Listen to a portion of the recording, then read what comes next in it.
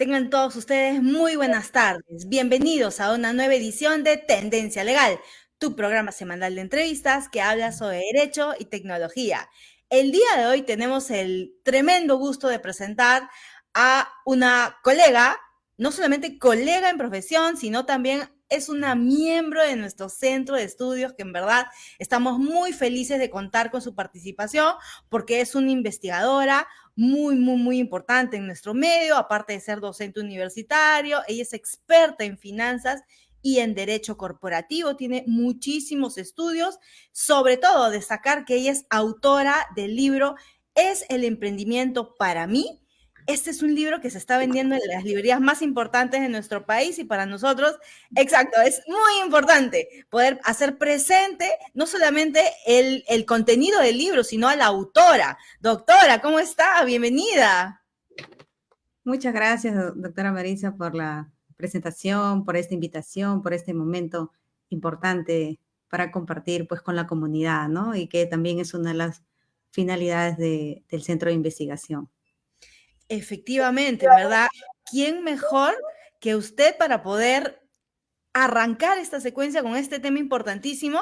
A propósito del libro, que dicho sea de paso, sería bueno que después nos lo pueda exhibir y comentar un poco, porque ese es un tema bien importante. El tema que vamos a hablar el día de hoy sobre es el emprendimiento para mí, es bien importante porque tener un emprendimiento en nuestro medio es una tarea titánica.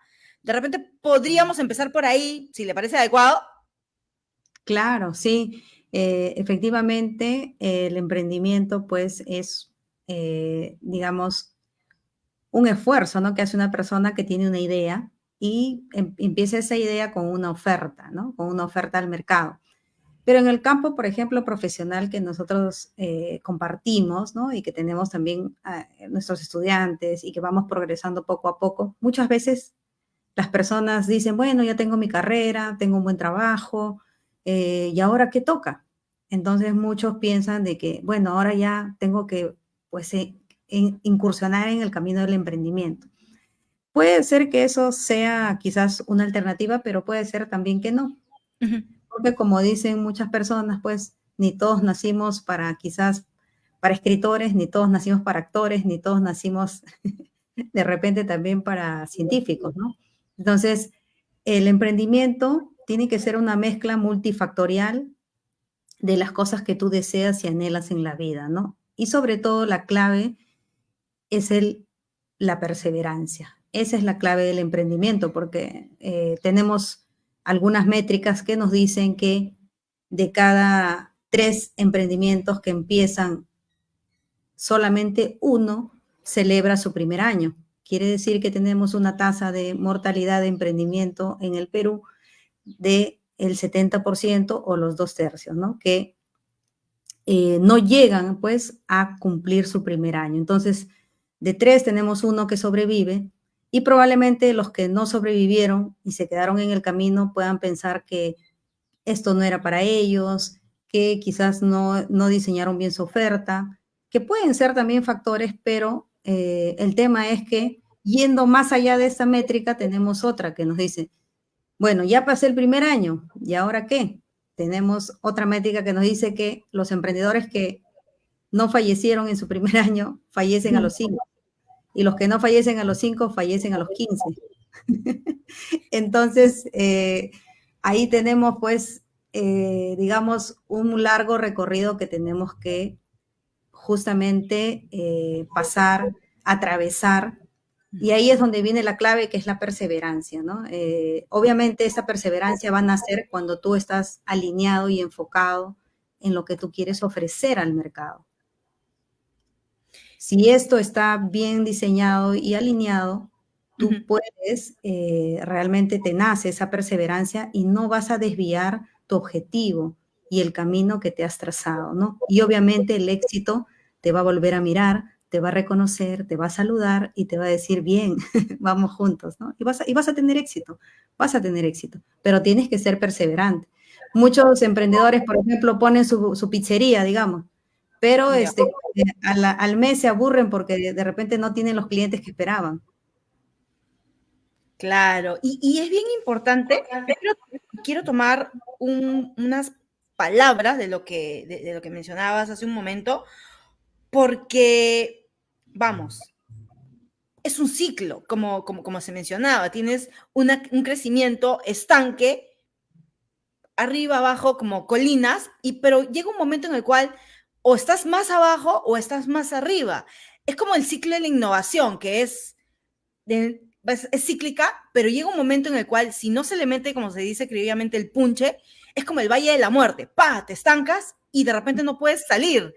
Y para salir es como que tiene que haber algo más. Entonces, si trasladamos estos emprendimientos, porque tradicionalmente los emprendimientos suelen ser vistos como tradicionales, como canales de prestación de servicios, si lo trasladamos al ámbito digital, o mejor dicho, un emprendimiento con independencia del ámbito tradicional o el ámbito digital, ¿qué es lo que se necesita para el tema de la perseverancia? ¿Qué es lo que se necesita para estos factores, para estos multifactores, como se mencionó hace un momento?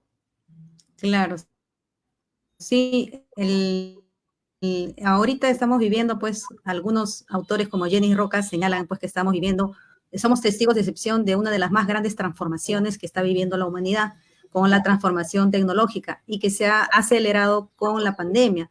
Antes teníamos, pues, el dinero físico, hoy en día ya no, pagamos casi todo digitalmente, ¿no? Entonces, ha cambiado, por supuesto, tenemos un ecosistema digital, tenemos un mundo, un entorno digital en el cual también estamos aprendiendo y por supuesto es una gran oportunidad para todos los emprendedores de mostrar sus ideas en este ecosistema, ¿no?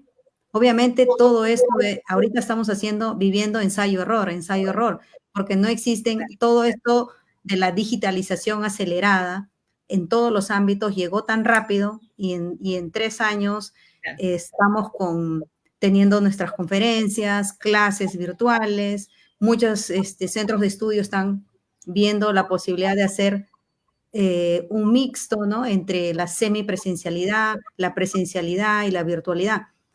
Entonces, no tenemos todavía estudios definitivos sobre cómo debería ser un emprendimiento digital. Sin embargo, sí tenemos la convicción de que este es un nuevo mercado con nuevas reglas y que, por supuesto, nos va a dar la gran oportunidad de lo que se llama, por ejemplo, los océanos azules, de encontrar océanos azules, ¿no?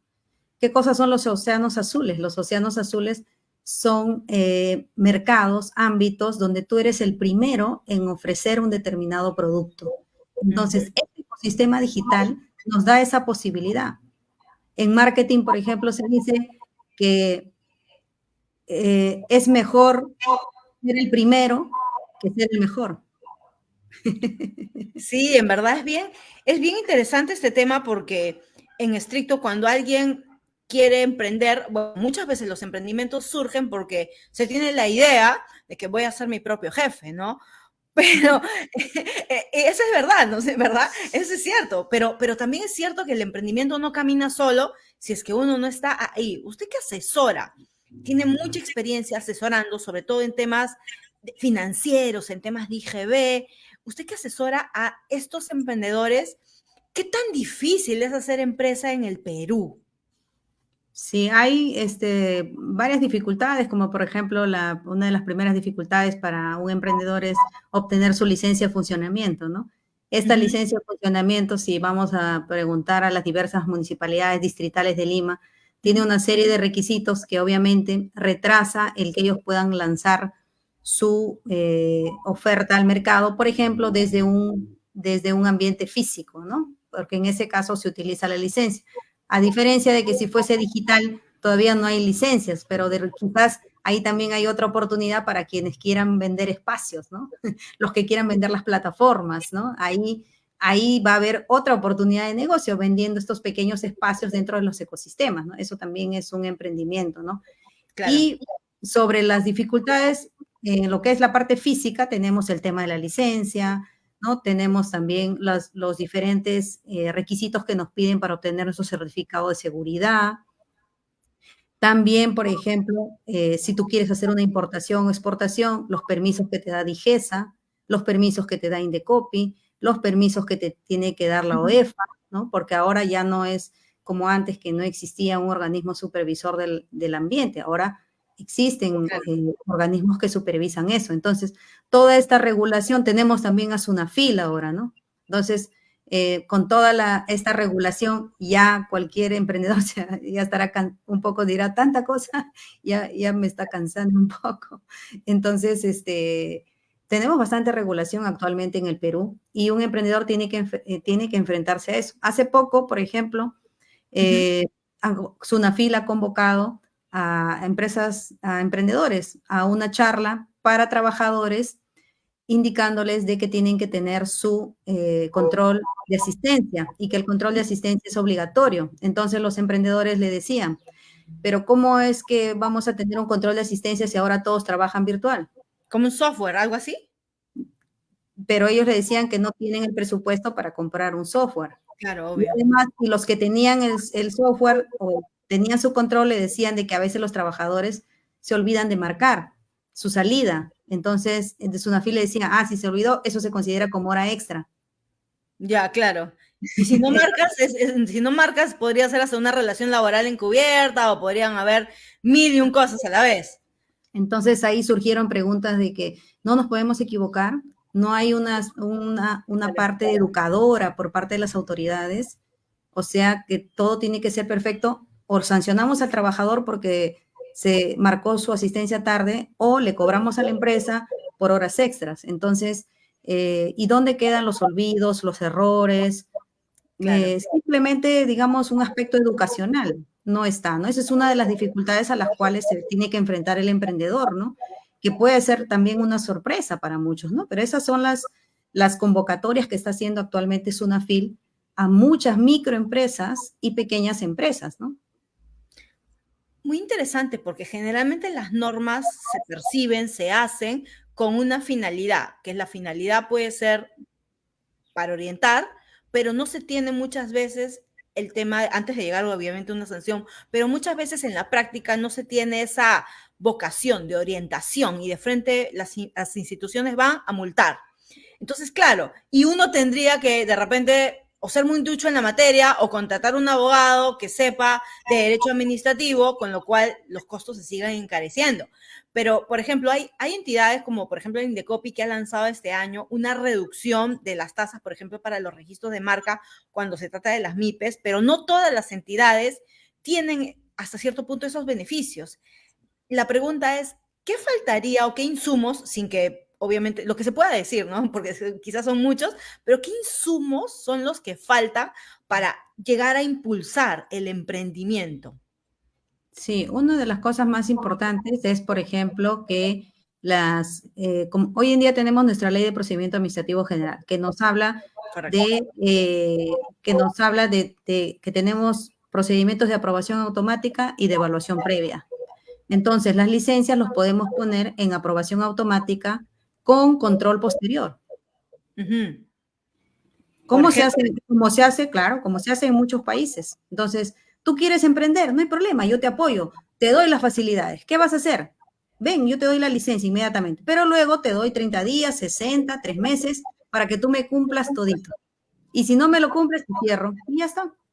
Entonces, el emprendedor no puede calzar su idea, su esfuerzo y obviamente la municipalidad tener mayor recaudación inmediata, porque de repente mientras quieren reunir todos los requisitos, quizás ya el esfuerzo o la idea del emprendimiento también quede en el camino o se posterga, ¿no?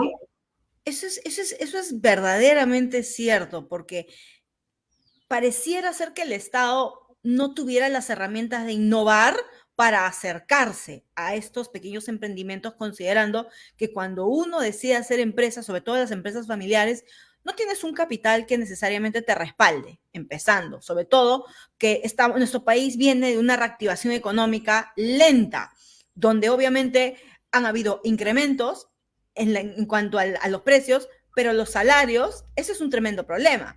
Y ahí cae como de cajón la pregunta, ¿y la SUNAT viene apoyando a los emprendedores? ¿Qué iniciativas, qué se puede comentar sobre este tema? Claro. Sí, el aspecto tributario también es un aspecto muy importante porque obviamente si tú quieres hacer empresa, quieres salir con tu oferta al mercado, tienes Correcto. que tributar y tienes que estar enmarcado en las leyes del Perú.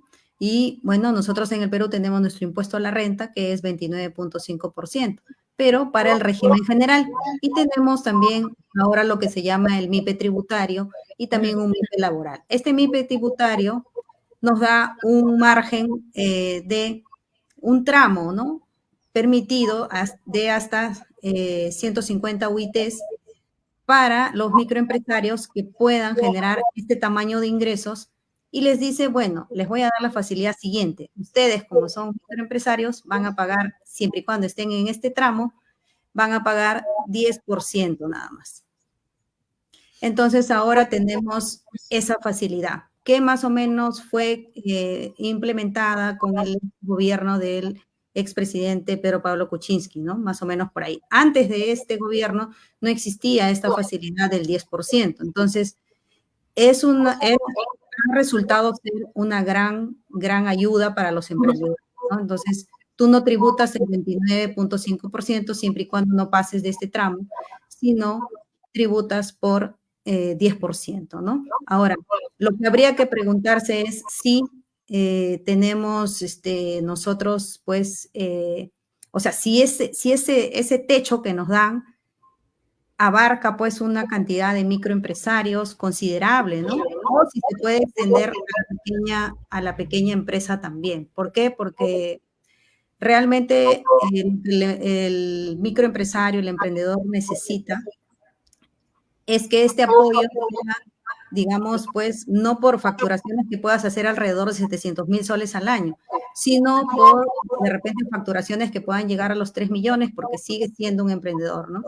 3 millones anuales, más o menos, ¿no? ¿Por qué? Porque esto te va a permitir capitalizarte, ¿no? ¿Por qué capitalizarte? Porque al pagar menos impuestos, te quedas con más dinero, y eso Claro. se convierte en capital para ti, para que puedas, por supuesto, eso reinvertirlo, ¿no?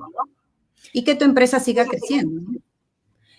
Ahora, estamos hablando de los microempresarios formales, sacando de este sistema a la informalidad, porque ese es otro problema de política pública en el cual seguramente si nos metemos a hablar vamos a tener varias ediciones de este tema, pero hablemos de las personas naturales, los emprendedores como personas naturales, que también es un grueso de la población que ha tenido que reinventarse luego de esta pandemia. ¿Qué tan riesgoso es ser un emprendedor como persona natural? Sí, bueno, lo que pasa es que los emprendedores como personas naturales, ellos más que todo son las bodegas, de repente personas que venden algunos productos, los comerciantes minoristas, podríamos decir que también los ambulantes que tienen su normativa ellos, ¿no?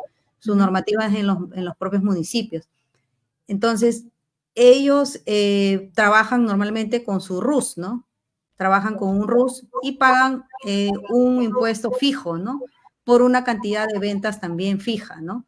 Entonces, en ese caso, es un poco más sencillo, pero yo pienso que actualmente ya nuestro gobierno y nuestras autoridades políticas podrían empezar a revisar todos los beneficios que existen actualmente en normativas promovidas por el Ministerio de la Producción, normativas también promovidas por el Ministerio de Trabajo, que tiene ahí un consejo de apoyo al emprendimiento, en revisar todas estas normas. ¿Por qué? Porque como tú bien has mencionado, Maritza, la informalidad es otro problema y según los registros y las métricas que tenemos, es el 70% del mercado formal, ¿no? Que tiene el Perú.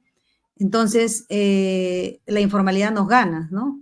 70% informales y 30% formales. Entonces, ¿qué quiere decir? Que las normas que tenemos hasta ahora no han funcionado, que son normas muy complicadas, que me piden una serie de requisitos Claro. que realmente no me facilitan nada. Ahora que estamos en la era digital, ya las autoridades tienen que ponerse a pensar, ¿no? En qué cosa van a hacer. Y en eso, por ejemplo, yo felicito a Sunat porque ha sacado, por ejemplo, la app Personas. En esta app Personas tú tienes una serie de posibilidades para que puedas emitir recibos, para que puedas hacer un montón de cosas. Lo mismo tiene que sacar, pero para ya lo que se llama renta de tercera categoría.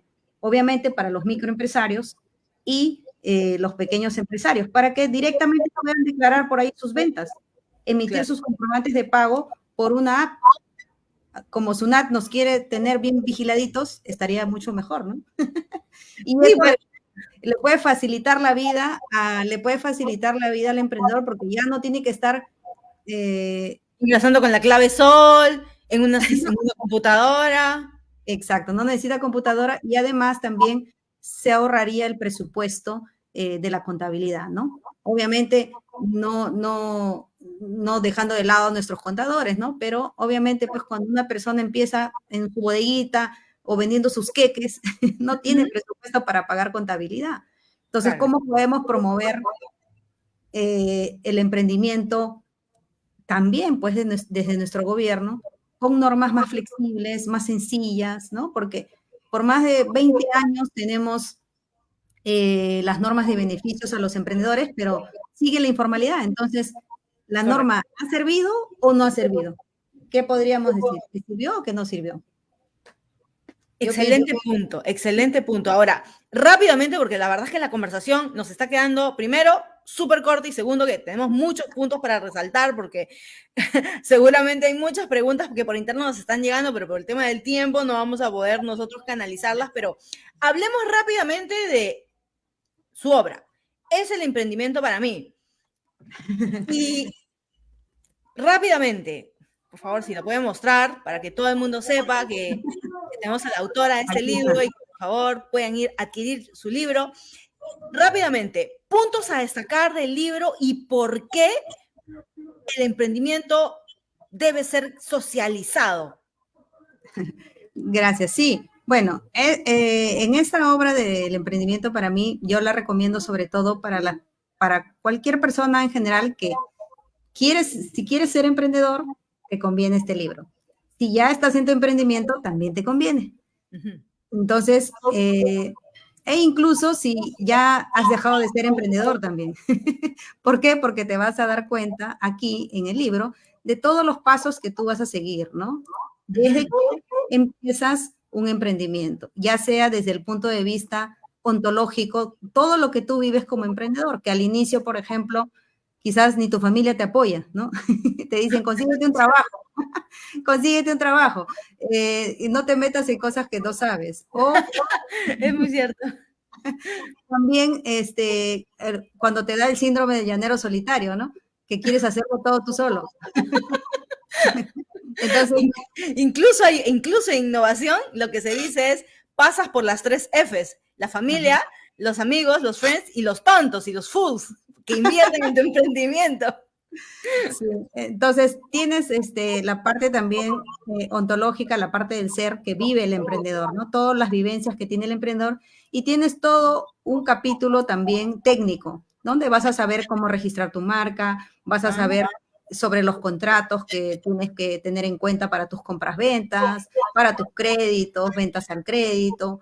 También hay artículos muy técnicos sobre títulos valores, sobre intereses, sobre las acciones en una sociedad y las diferentes modalidades empresariales también que tiene el Perú. Entonces, el libro tiene una parte, vamos a decirle soft, y una parte hard también, parte técnica. O sea, tienes 2 ámbitos muy importantes para que puedas fortalecer tu emprendimiento, desarrollarte y además absorber cantidad de dudas pues que surgen en el camino del emprendimiento, que yo como emprendedora te lo digo, ya luego de más de 10 años de haber estado en el mercado y haber vivido de todo un poco. Y es bien interesante porque a veces un emprendedor podría pensar, vamos, un abogado es muy caro, yo para qué necesito un contrato si simplemente estoy vendiendo tal cosa o estoy quizá teniendo una idea que no sé que funcione. El problema no es cuando tienes la concepción o toda la energía, el problema es cuando surge un problema, verdaderamente, porque de ahí no sabes cómo protegerte, quizá no debiste haber hecho eso que hizo que verdaderamente tengas esa complicación y en la práctica seguramente nos dirá que efectivamente eso ha pasado. ¿Le ha pasado una situación parecida de algún emprendedor que le ha dicho, yo no sabía que tenía que hacer un contrato. No Eso sabía. es todos los días. Eso Algo es que el pan de cada día. rápidamente. El pan de cada día, todos los días los emprendedores te dicen, yo no sabía que, por ejemplo, yo tomo las decisiones y que mi contador no es el responsable, porque el emprendedor siempre dice, mi contador tiene la culpa, ¿no? Y justamente acá en el libro también hay un artículo, ¿no? Y luego cuando van a la asesoría legal se enteran que el responsable es él, no el contador, y que él es el que toma las decisiones, y él es el que declara cuánto vende, cuánto no Claro. vende. Entonces, el responsable es él, pero ellos piensan de que contratan al contador para que les haga pagar menos impuestos, ¿no? La Y verdad ellos que es todo un tema. todos los días ellos incluso se molestan porque dicen: "Doctora, pero yo no estoy, yo no soy emprendedor para trabajar para la SUNAT". Todos todos los días,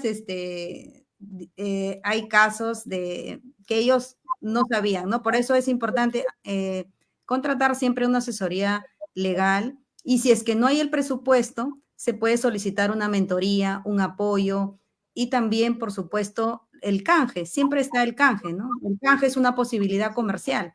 Asesoría por otro tipo de productos o servicios.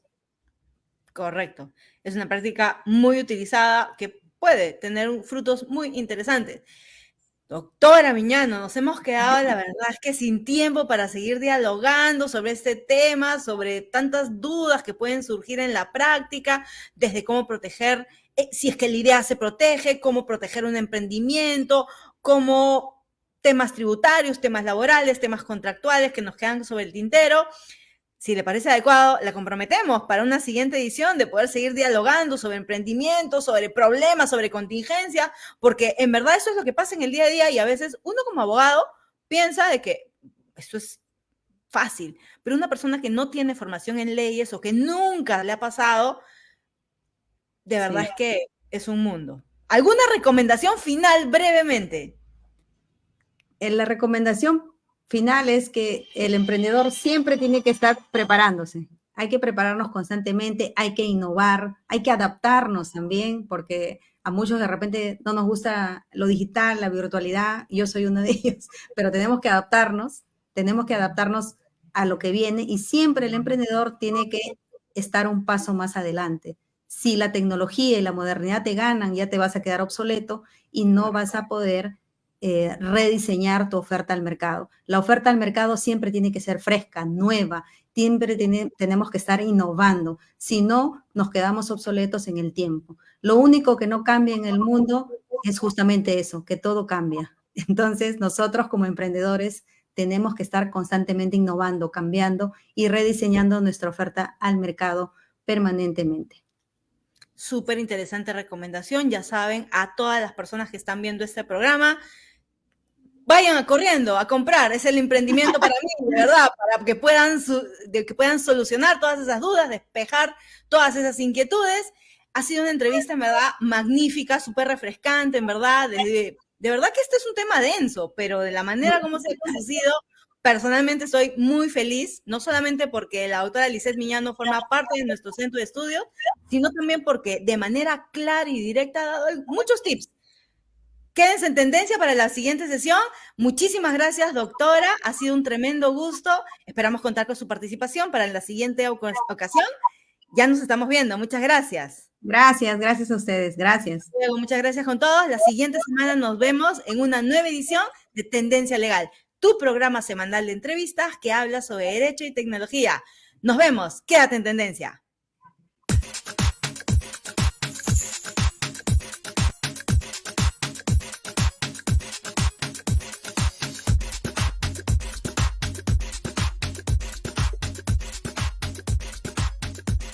Tendencia Legal, programa producido por el Centro de Estudios en Gobernanza.